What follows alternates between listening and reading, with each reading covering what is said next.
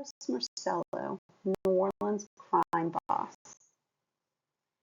Carlos Marcello was born 1910 in Tunisia to Sicilian immigrants who immigrated to Louisiana a year after his birth.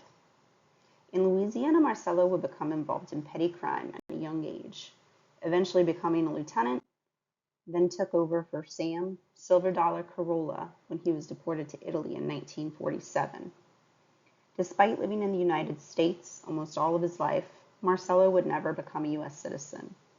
He had a forged Guatemalan birth certificate in his name in hopes he could avoid the same fate of deportation as his predecessor, a detail of which would later come back to haunt him.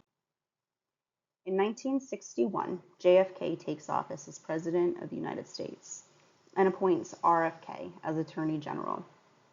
The first order of business is bringing down organized crime syndicates, and Marcello was at the top of the list. Marcello was deported by the new administration to Guatemala, but it wasn't long before Marcello returned to the States. From that point on, he seemed to hold a grudge against the Kennedys. He was quoted by an undercover informant as saying, "A dog will continue to bite you if you cut off its tail, whereas if you cut off the dog's head, it would cease to cause you trouble," referring to the Kennedys. It was known by many that Marcello wanted retaliation. Lee Harvey Oswald was apprehended November 22, 1963, in the assassination of President JFK. Oswald was originally from New Orleans and raised by his uncle, who was a bookkeeper for Marcello. 2 days after the assassination, Oswald was fatally shot by Jack Ruby while in custody of the Dallas police. Ruby was linked to the Dallas crime family, of which Marcello had ties. There have been accounts that both Oswald and Ruby visited New Orleans in the summer prior to Kennedy's assassination. In 1982, at 72 years old, Marcello was in prison but released a few years later after suffering from several strokes.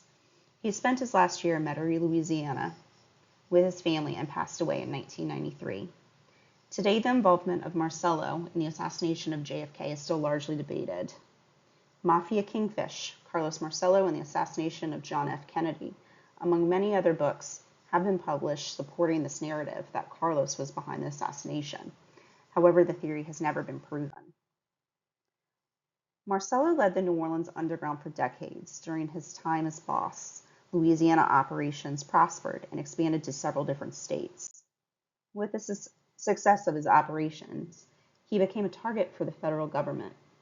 His involvement in JFK's assassination, conspiracy or not, would memorialize the New Orleans crime boss as one of the most notable in United States history.